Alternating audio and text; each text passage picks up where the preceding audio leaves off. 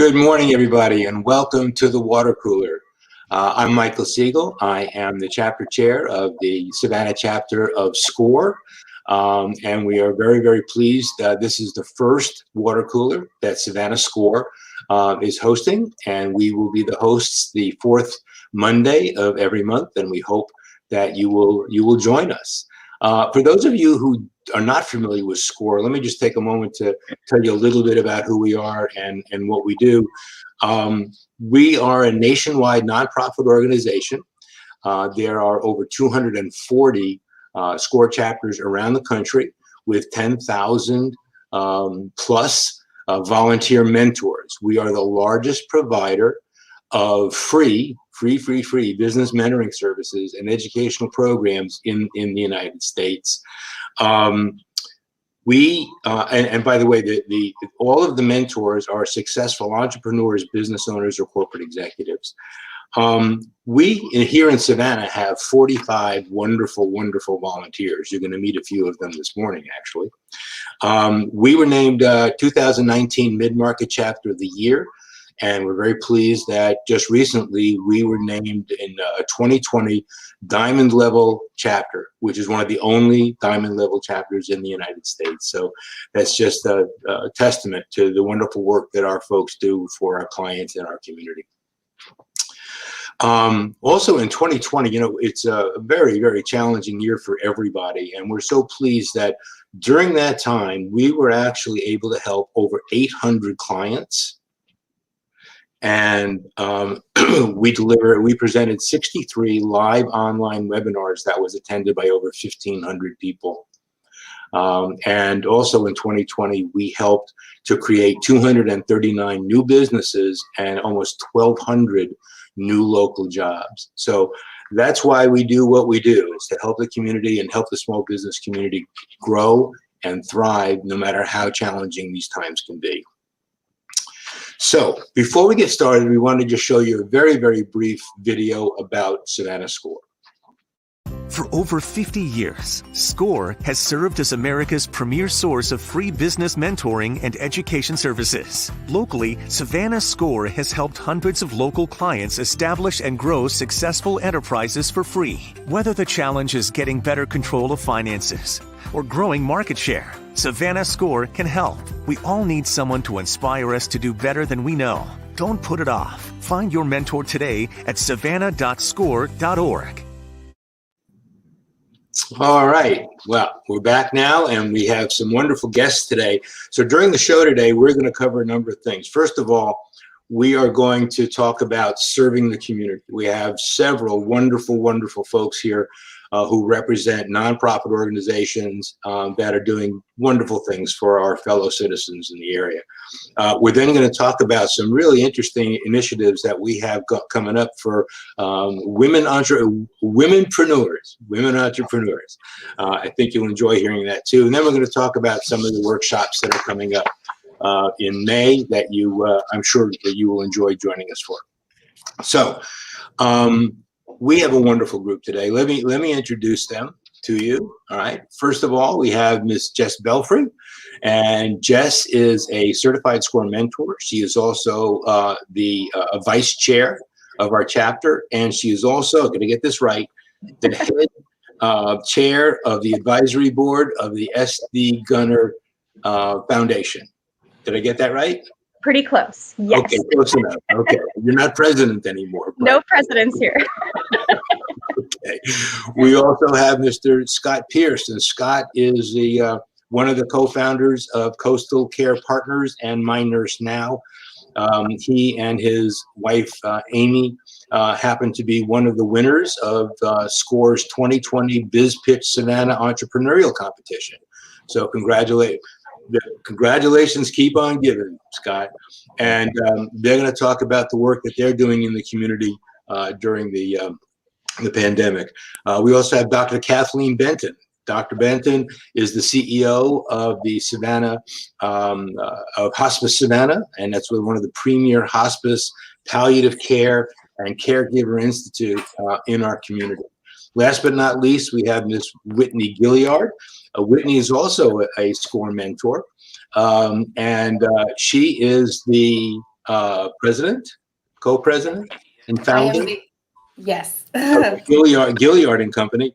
And Gilliard and Company does some wonderful work on behalf of foster children with charitable works and services and programs to soothe trauma and homelessness for foster children. And Ms. Delisa Clift. Delisa, again, is a wonderful SCORE mentor. She is also a successful womanpreneur, and she is the president, I believe, of Global Business Development Strategist LLC. Is that correct, Delisa? Did I get that one right? That's correct. All right. Well, we have a very esteemed group. So I want to jump right in now. Scott, if you could kick us off now and kind of talk to the group about the stuff that you and Amy and your team have been doing these days. Yeah, well, thanks, Michael, and it's obviously a pleasure to be here. We appreciate it. What a year it has been. Just in 4 short months, 2021 has been interesting to say the least. We had the opportunity shortly after we were fortunate enough to win the Biz Pitch program, and we were starting our new company, My Nurse Now, to partner with Dr. Jason Conley at the Village Walk Pharmacy out at Skidaway. He had the forethought to register ahead of time for some of the COVID vaccine, specifically the Pfizer vaccine, which requires a super cold freezer. You have to keep the vaccine at -80. And he was able to get that big freezer in and get some vaccine in. And we partnered with him to start providing vaccine out at Skidaway Island. And that was just fantastic. It was wonderful to be involved out there, to see all of the folks, at Skidaway, all of the senior citizens that live out there, older folks that are over 65, the first group that was able to receive the vaccine, to come in and get the vaccine. And there was so much relief, so much joy. I mean, we had people that would come into the clinic and just break down in tears, and they'd say, I can't wait to see my grandkids again. I haven't seen my kids, in over a year. And so it was fantastic, and it's been a lot of fun, very rewarding. There are a lot of great organizations around town that have been involved in the vaccine effort. I think the leadership of Dr. Davis at the health department and sort of spearheading getting the vaccine sort of allocated in different programs you have around town. I know Dr. Benton is here from Hospice Savannah. They've been acutely involved in getting vaccine out as well across the community. It's been very rewarding to be involved in that, and Amy and I have thoroughly enjoyed it. And I get asked a lot. We do have we've been interviewed a fair amount about this, and if I could say the one thing that I think has helped Chatham County roll out the vaccine more and more is really the partnerships between all of the different organizations involved, from the city, the county, the health department, to the different nonprofits or for-profits. It's just been a great effort, and we've been honored to be involved. So, Scott, how many shots have you actually administered so far? Yeah, so we're over 15,000 now through our partnership with Low Cost and Village Walk Pharmacy, as well as some of the things that we're doing on our own. So we started right the first week of January out at Skidaway at the clinic out there, and it was definitely a bumpy start for sure. Vaccine was sort of new to everybody at the beginning of the year. I didn't quite know how it was going to go, but we had a wonderful group of volunteers. That's probably the other thing I need to mention about our specific efforts, is none of it could have been done without scores and scores of volunteers that have stepped up, from retired clinicians to lay people that just want to be involved. It's been fantastic. I mean, we have people reaching out constantly. How can I get involved? I want to be a part of this effort to roll it out. And because of that, we were able to do a lot of vaccine injections at our clinic at Skidaway, which is just wrapping up this week. Started January 12th, and this Friday will be the last day of our actual big, large clinic that we've been doing out at Skidaway. But beyond that, we've been able to take it into the school system. We've been able to take it into organizations, and really take the vaccine out from an enclosed 4 walls and out into the community, which I think a lot of the groups have started really doing. And it's been a nice way to extend the ability to get the vaccine to the public. Well, that's great. Wonderful. And I think it's a nice transition over to Dr. Benton.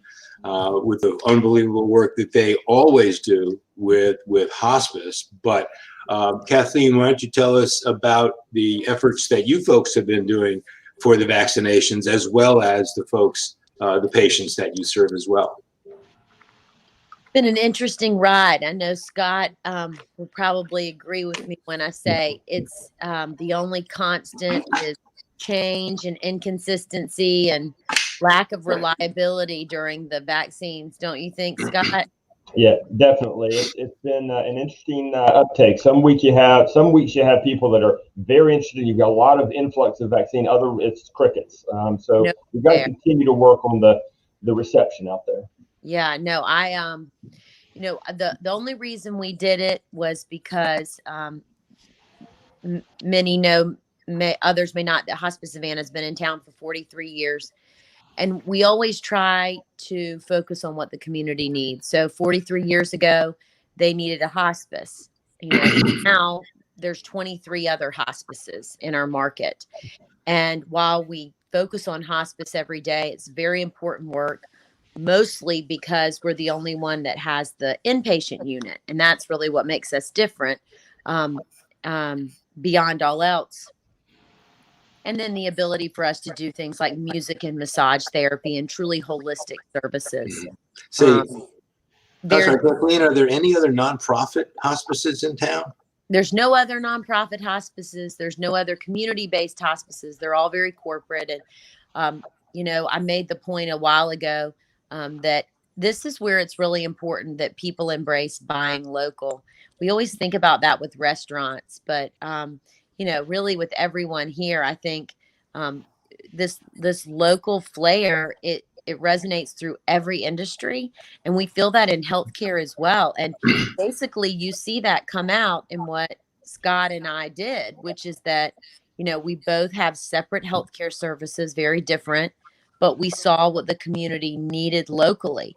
You're not going to see big corporate conglomerates say, "Oh, the community needs vaccines. Let's do that in Savannah." Because it wasn't a fruitful business. It wasn't a business where you made any money. If anything, you lost years of your life trying to make sure that you didn't waste vaccine, trying to make sure that you had enough, or that you didn't have too much, or that you had enough volunteers to help. Like Scott, I was able to collaborate with our hospice runs. When you have a good nonprofit hospice, you have hundreds of volunteers, and we have over 200 who work with us, and many of those are clinicians. So they came in and helped our volunteer staff who also worked it. We also collaborated with Gulfstream for the site and Savannah Tech for the students. Again, I piggyback and resonate on what Scott said. Without the collaboration in general with Department of Public Health and other partners, but then internally, I had to collaborate with folks to make this happen for us. We moved our site 4 times, from Hospice House to Savannah Tech to Gulfstream, and now we're down at the Civic Center. Again, just really answering the community need, which is what a local entity should do. Mm-hmm. So, yeah, I mean, I think it has been one of the most stressful things I've ever done. Yeah.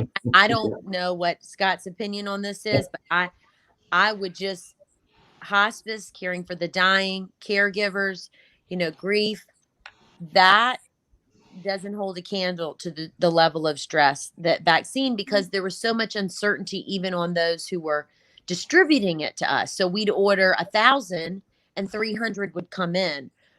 Some weeks we wouldn't order at all, and they just decide to send us a random 700. So it was very difficult to stay.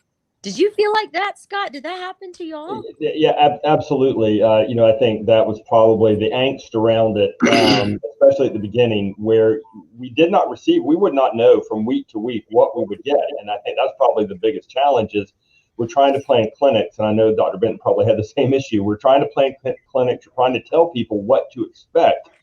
But yet the vaccine providers couldn't tell us, hey, you're going to get, 1,100 doses of Pfizer, or you're going to get 800 doses of Moderna. You would get it. It's funny. You get a shipping notification on Thursday that said, hey, you're getting vaccine. And you would not know what or how much you would get until it actually showed up on your door. So it definitely made it quite challenging. And, I think, like Dr. Benton said, it was something that you had to roll with almost every day. And you just had to take the attitude, we're going to do our best, we're going to work hard, we're going to tell people what we know, and then try to hopeful that people would understand that it was really a dynamic process that you didn't have a lot of answers to until it just sort of happened. Right. First of all, I want to say a good morning to Melody Waters, who joined us and said hello. On a personal note, I want to tell you that my wife and I are both fully vaccinated, as are more and more and more people that we know. And because of that, we're actually able to kind of get back into life. We're actually shaking hands and hugging people. What a concept! And I don't know about you folks, but you don't really realize how much you miss having that simple human contact with people that you care about and care about you. Do any of the others of you, have you been able to do anything but air hugs yet? So I work closely with the Division of Family and Social Services, right? Like we have to tackle working with children who are in the system. And it was really scary when the pandemic happened, because one of the biggest thought was, well, what are we going to do with the children and the young adults who are having behavioral issues? Like, how do we work with them? How do we encounter them? So in our nonprofit, what we provide is housing for young adults aging out of the foster care system. When the pandemic came around, we had to operate as if nothing was in our way, because our young adults still needed interaction. Our young adults still needed services. Social workers were not coming out to see them. The division is still not, as of right now, as of yet, I think they're slowly getting out of their homes and checking up on children and families. But for us, it was really difficult. I remember going up to one of the children that I work with, when because I do behavior services, he had auditory schizophrenia, and he had a really huge behavior, we needed to work around that. And I come up to him and I have a mask on, I have gloves on. I mean, that is, for a child who is going through something like that, that's really scary to see. So I remember thinking, like, this can't be forever, because we are going to really do some harm if we keep this up, because this population of children and the underserved and at risk, this is not how we interact with them. So it really impacted social services. So when I got the Johnson & Johnson shot, with what the peers were providing, it was very good. And I actually sent an email out to the division saying, I just want you guys to know our team is fully vaccinated, and we're able to go ahead and interact with our children. We can hug them. We can, I can go up to them, and while I still stay cautious with a mask, there's more of an opportunity for me to have better engagement. So that was a big difference. That's great. And by the way, I want to just invite our audience, if any of you have any questions, or if any of you have any comments that you want to share with everybody about your experiences, your whatever, please feel free to go right into the comment section and share your thoughts. That's wonderful, Whitney. How about on your side, Jess? Yeah, I think, this whole conversation about vaccines and, how hospice had to pivot their business and continue to do so daily. Scott and Amy, you're doing the same thing daily. I think that it really opens up the conversation of something that all nonprofits have gone through over the last year. Well, everybody still needs all of those services. It's like, okay, but how do you do those services safely? Something with SD Gunner Fund that we did really successfully last year.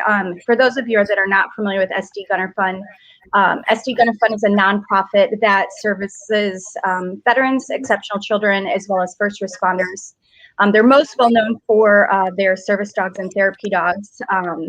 Like last year, two of their service dogs, actually their therapy dogs, they serviced 33,000 different therapies for exceptional children.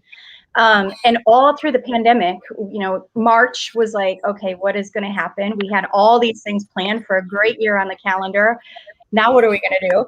And I'm sure, like many other foundations, you all get together on your board and you say, okay, how can we make something else work, and how can we do something different? And so last year with COVID, we ended up taking in donations from the community and then going to different restaurants, all family-owned restaurants, and purchasing food at full profit price, and then feeding that to the first responders and the people on the front line. And it was a really, really cool opportunity to get to, show our thanks to the first responders and the people on the front line fighting the COVID, and everything that they were going through, and seeing their stress, but being able to provide them a hot meal at the end of the day or at the beginning of their shift. It was something really, really cool. And then going into this year, we've just kind of, again, we're like, okay, how do we continue to raise the money that we need through fundraising events, but do it in a safe way? So we just finished, we did a 5K run, our first 5K run out in Richmond Hill. It was super successful. We had 250 runners. Then we just finished our gun shoot over at Dorchester. I think we raised $18,000 during that.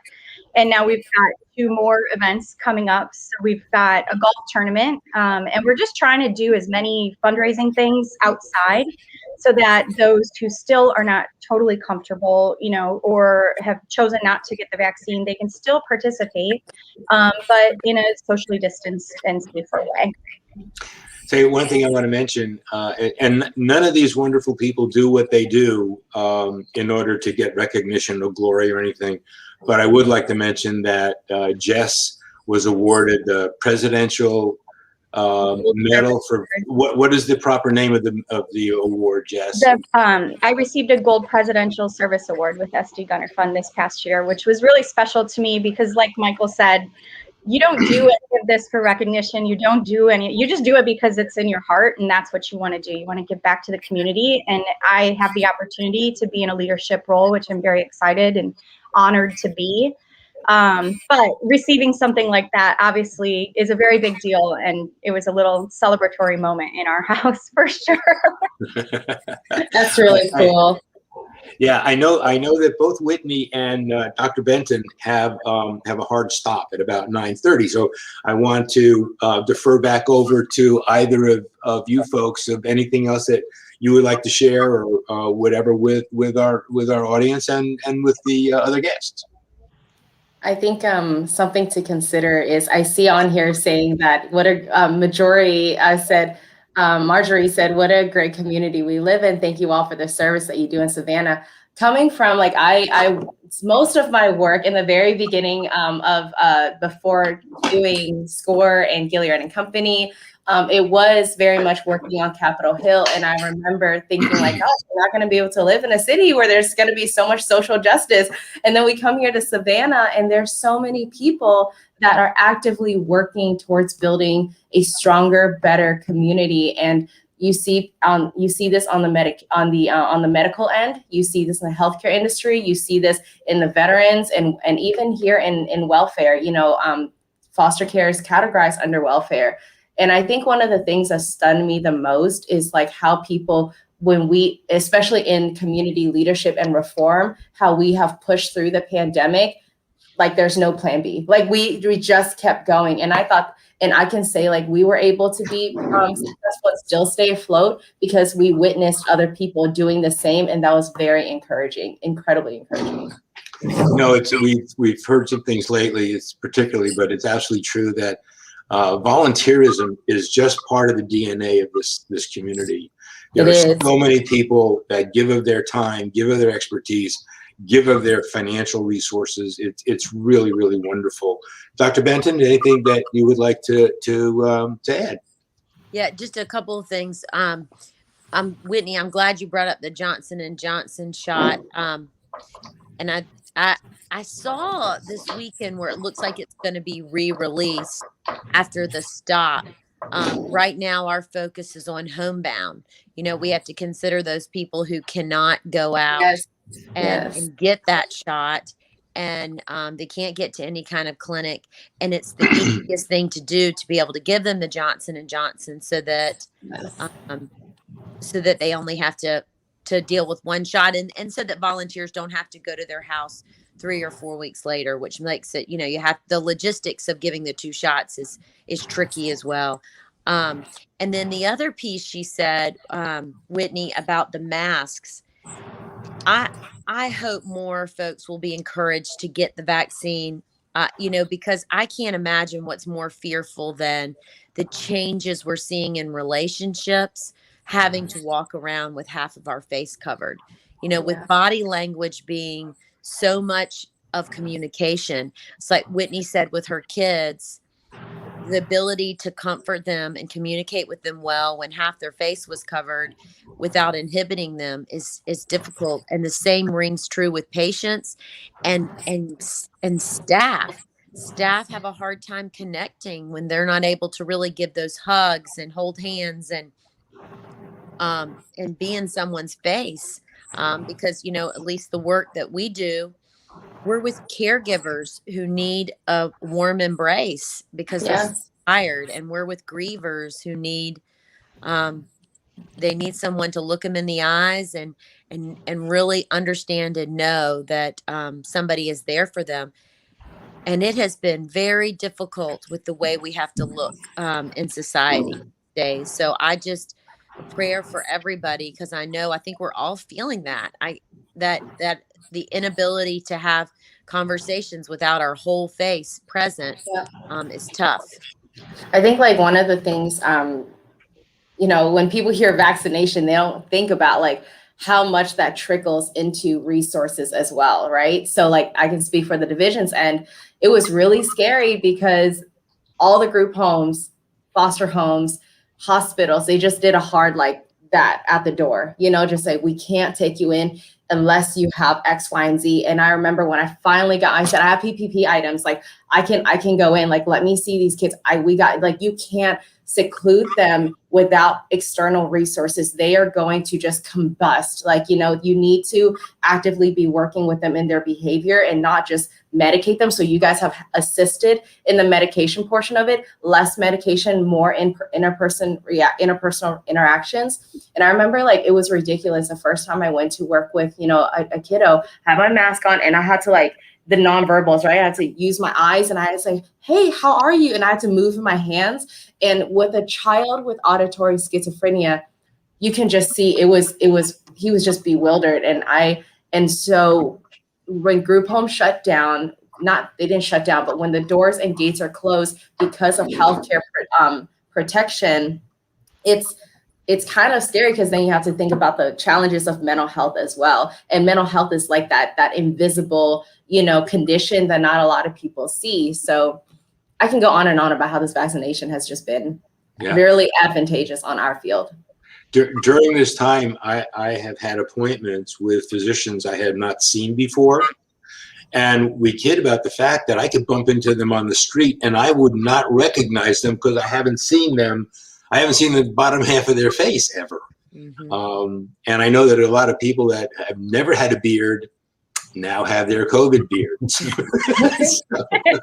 Even volunteering for SCORE. I joined SCORE last March, so right when COVID hit. So we didn't have any in-person meetings, and so now I'm meeting people that I've worked with for an entire year. I'm meeting them face to face now, and I'm like, oh, that's what you actually look like. Yeah, and by the way, we're slowly reintroducing face-to-face mentoring in very safe environments, limited things with, distancing and all of the sanitizing and everything. So in addition, we've done everything via video and phone this past year, but now we're slowly offering again face-to-face for those people that prefer that traditional interaction as well. So let's see, how are we doing on time? Dr. Beckman? I have to run, but I don't want to go. Thank you so much to both of you. Yeah, y'all enjoy. And Michael, I do as well. We're headed out to another. We've actually got 2 clinics this morning we're doing, so I've got about 30 minutes to get to Pooler. So I got to jet. Hey, you'll be in my area of the town. There's never any traffic in Pooler, so it shouldn't be a problem. Yeah, no traffic. All right, guys. Thank you so much for all you're doing. Appreciate you coming by. Take care. Bye now. Bye. Okay. So, great group, great way to start. Jess, is there anything else that you want to share about SD Gunner before we move on to our next topic? Yeah, so right now we are scheduling our May 22nd, our second annual Four Paws Classic. It is a golf tournament over at Crosswinds Golf Club in Pooler. Starts at 9 a.m. We're looking for teams right now. I think we've got space for maybe like 6 or 7 more teams. If you want to foursome, it's $500. If you want to sign up as an individual and we'll put you on a team, it's $125. You can visit sdgunner.org and go to the event section and then just scroll down to the golf. Click on that and it'll take you to all of the information that you need to sign up.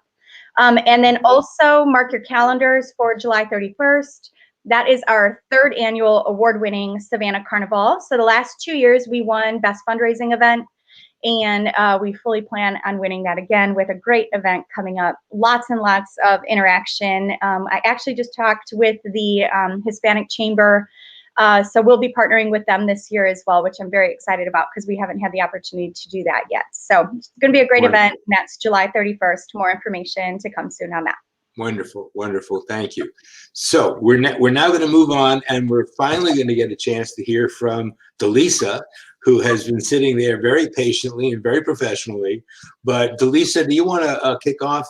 I want to mention that Savannah SCORE, while we serve the entire community, there are certain parts, certain segments of the population that are very special to us. People of color, veterans and military spouses, and Delisa happens to be a military spouse, as well as women. And we're very proud of some of the programs that we are presenting. And Delisa and Jess are going to share information about a couple of very exciting events that are coming up. Delisa? Certainly. Michael, I am certainly glad to be here this morning and to be able to share with the community some of the great things that SCORE is endeavoring to do. And one of those events is going to be our Jumpstart Your Woman Entrepreneurship event that's coming up on May the 15th. It's entitled Go Get Her. And it's going to be a wealth of information that women that are looking to go into business can come and just gain a lot of valuable resources and information and be able to network with other women that are like-minded, that are looking to go into business for themselves. And so Jess and I and another one of our team members have been working diligently trying to put together the framework for this particular event. And we just know that on May the 15th, when the doors open to our virtual session, you can join from wherever you are by accessing the link on Constant Contact and going out to register. We just know that it's going to be a very impactful and empowering event, that we're going to be able to share some valuable resources that you can use to start your business and to get to understand exactly what some of those business strategies should look like. So we're really excited about this event. This is one of several events that we will be hosting for women that either are wanting to be in business or women that are already in business. That's coming up in August. We really want to encourage you to at least take a part, go out there and register and see what we have to offer. And we know that it's going to be very valuable as we move forward in the program. Thanks, Lisa. One of the things is that please understand that this is geared toward women who want to be in business, right? Just tell us a little bit about the other event and why we decided to offer 2 instead of 1 this year. Yep. So last year we did our first Women in Business event where we had women come together and we discussed the important topics that while you're going through your entrepreneurial journey, what are the roadblocks? What are some of the issues that you're having?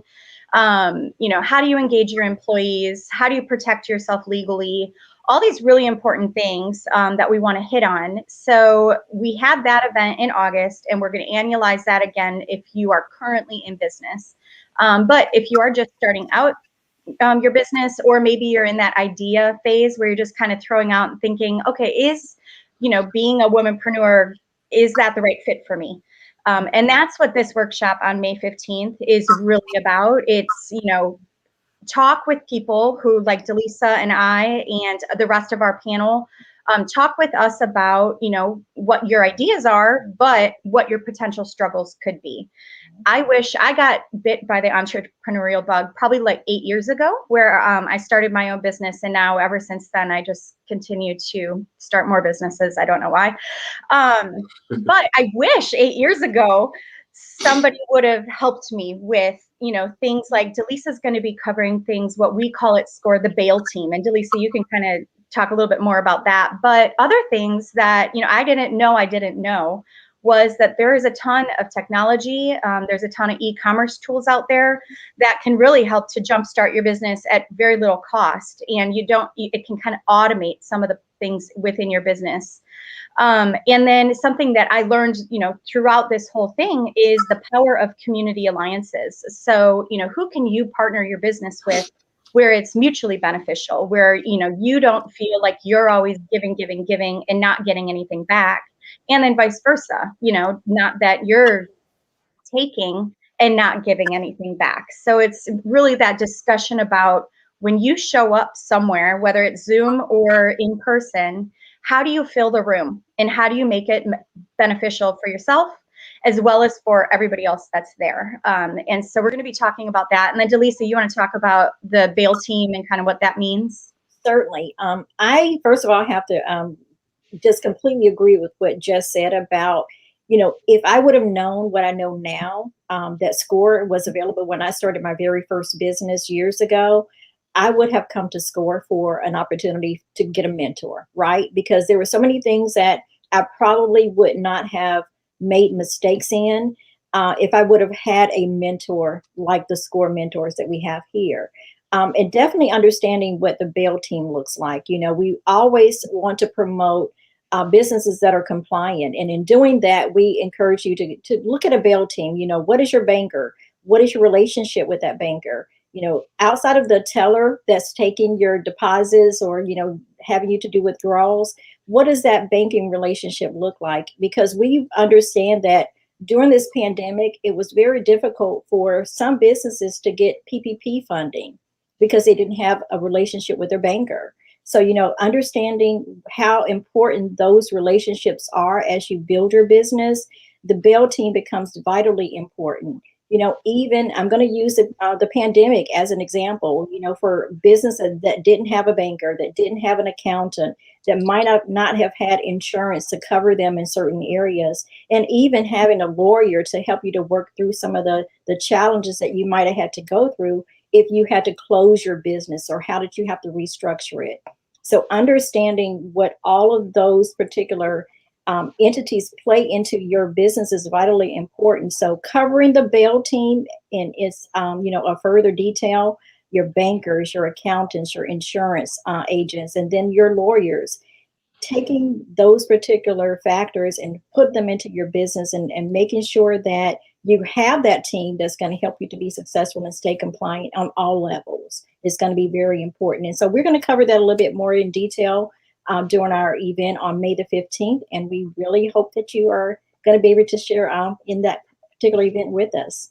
Go ahead, Jess. I think something else that makes this event really special is that, sorry guys, it's not for you. It's only for women. And, when women are together, there is a certain special community that happens. There's a certain level of comfortable, like, you can openly and freely discuss whatever you want without the presence of a man. So sorry, Michael. So we really encourage, if you're a woman, if you're thinking about going into business, if you have this great business idea, let's get your womenpreneurship jump started. So that you don't have to go through all the difficult things that many of us did go through trial and error. It'll save you time. It'll save you a lot of money and a lot of heartache and a lot of tears at the end of the day. Yeah. I'm sorry, Delisa, were you going to say something? No, I was basically echoing what Jess said, because I can just give you a personal example of my own. Years ago, I started a professional employer organization. And in doing so, that's like a higher level of employee leasing. It's not around staffing. But when I started that, I did not know what I didn't know. I just knew what I wanted to do. And I knew that there was a market for doing what I wanted to do. And so in trying to figure out the process going into getting into that particular environment in that industry, I made a lot of mistakes that cost me thousands of dollars. And I could have just avoided that if I would have just gone to someone that had the knowledge that I needed, that I didn't know I need. I thought I knew everything at that time. But if I would have just taken time to just, get into a room with like-minded women that might have already experienced going through a similar process, I could have saved thousands of dollars that I lost. But again, that's something that we learn, and we take it as not as failures, but as learning opportunities. And we learn and we grow from those. Yeah. One of our favorite sayings at SCORE is, we all need someone who inspires us to do better than we know how. Mm-hmm. And all of our mentors, including these two wonderful women over here, are available. This is all free business mentoring. You can't put a price or a value on sitting across the table from someone who has been down the road before, knows where the landmines are. And as Delisa just said, it could save you so much effort, time, money, and really keep you on the road to success in a way that none of us could do on our own. So we just really encourage you to do that. Also, for those, the link to the event was very long. If you are not already on our mailing list, please send an email to SCORE SAV70. That's SCORE SAV70 at gmail.com. You've got the banner right there. And simply ask us to add you to the mailing list.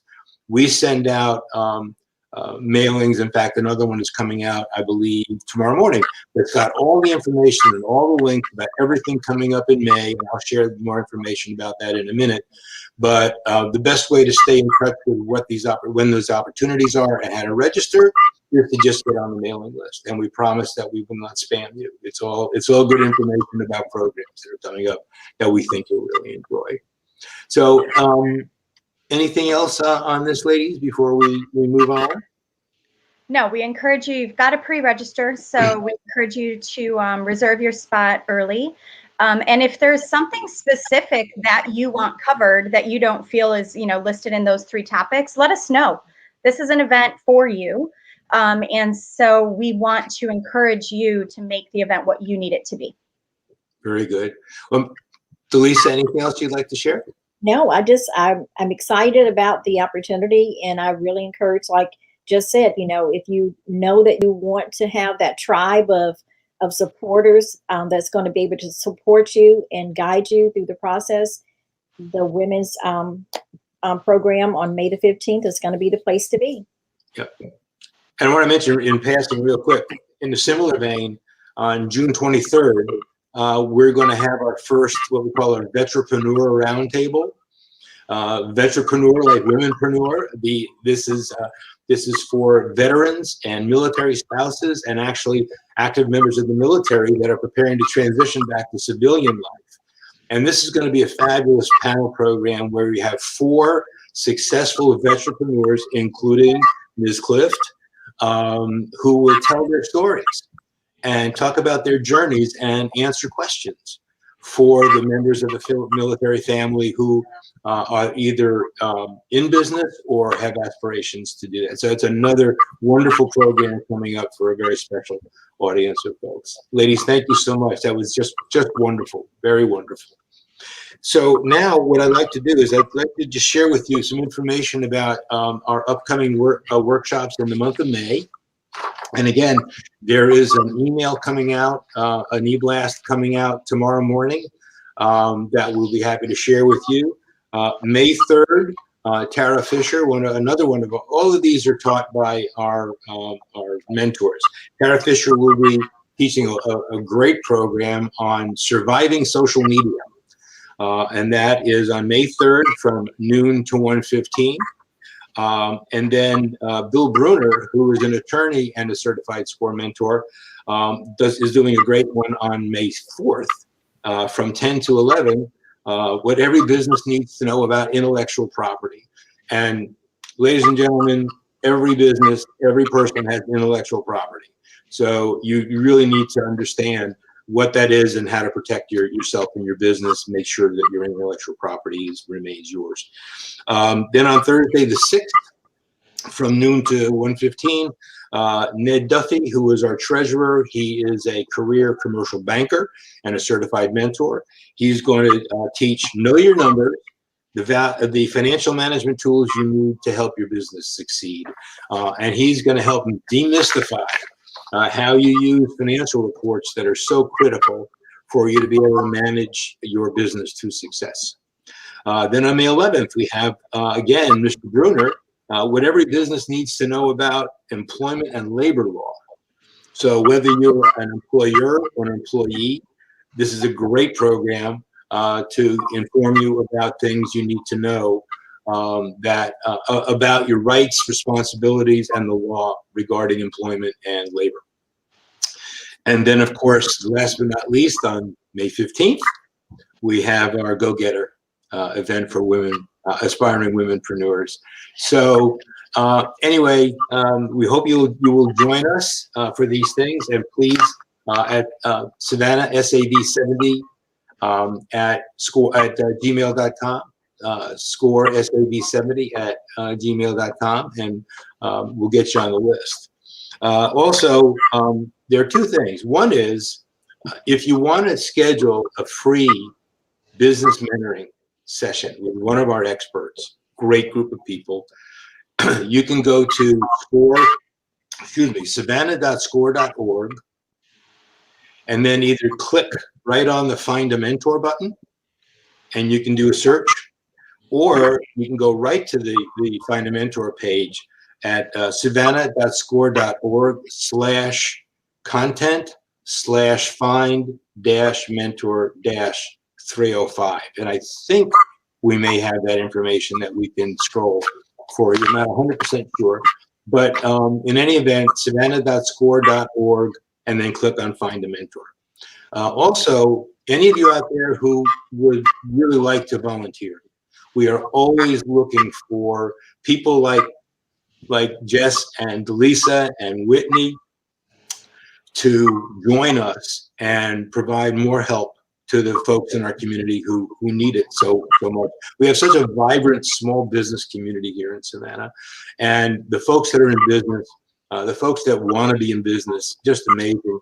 When we had our Biz Pitch event, our entrepreneurial competition, which was the 3rd year we've done this, and it's a wonderful program. We'll be doing it again this coming November. We had 43 people apply to be a participant in this event, and that was in the middle of the pandemic. So, you know, entrepreneurism, small business is alive and well in Savannah, and we're just here to help. We're just here to help. And if you'd like to be one of our team, you can go to savannah.score.org /volunteer-66. Okay, volunteer-66. And we'd love to talk to you. And I think that's most of everything. I want to just take a minute to thank a bunch of people. I want to thank Delisa Clip and Jess Belfry and Kathleen Benton and Whitney Gilliard and Scott Pierce for coming on and helping us get through our maiden voyage, so to speak, with the water cooler. And we look forward to doing this again on May 24th. I want to thank Marjorie Young. Marjorie is as most of you know, is the founder and president of Carriage Trade Public Relations, an amazing person. If you don't know Marjorie, you're probably one of 6 people in Savannah that does.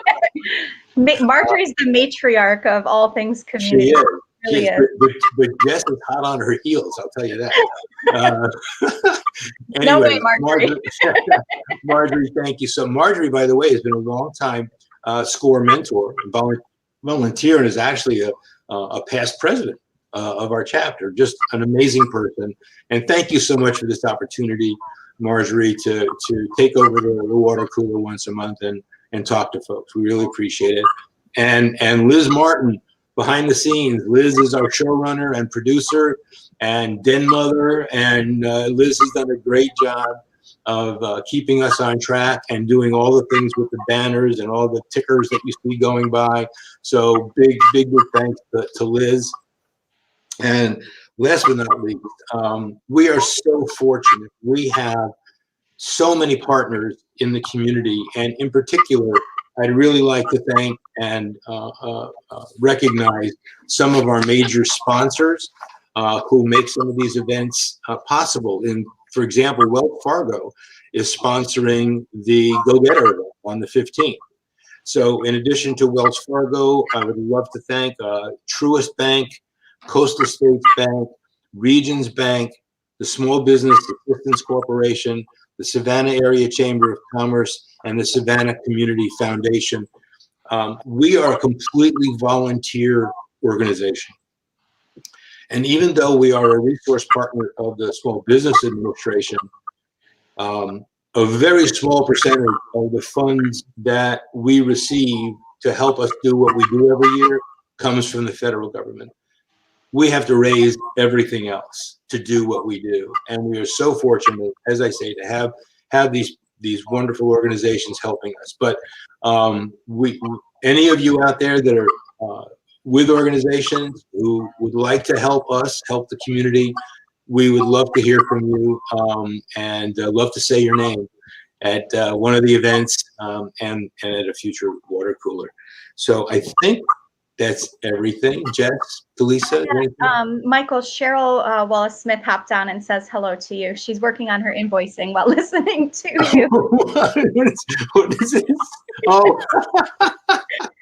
hey Cheryl, how you doing? And Melody says she's going to be visiting our.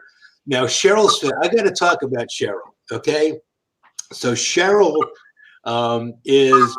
I think Cheryl and I have been working together for 5 years now. Cheryl lived in Bloomington, Indiana, and until about 3 years ago had never stepped foot in Savannah. And I think has only come one other time, and she's been a guest of ours. So this shows you the effectiveness of remote mentoring. We talk on the phone. Every several months or so, I'll get an email, and it'll be Cheryl going, Michael, I need a tune-up. Time for a tune-up. And we'll talk. Cheryl just got recognized as the top new business in her community. Is that the right? Cheryl, type it in. I want to be sure I got the right award. I think she got the top small business in her community just recently after being in business for less than 5 years. Fabulous. And she's an amazing force of nature also. I wish she could be here so she could be one of our volunteers. So congratulations, Cheryl. Always great to hear from you. And Melody, thank you. We look forward to having you visit our website and communicating and helping you as well. So I think that's it. Thanks to everybody who helped make this. This was a blast.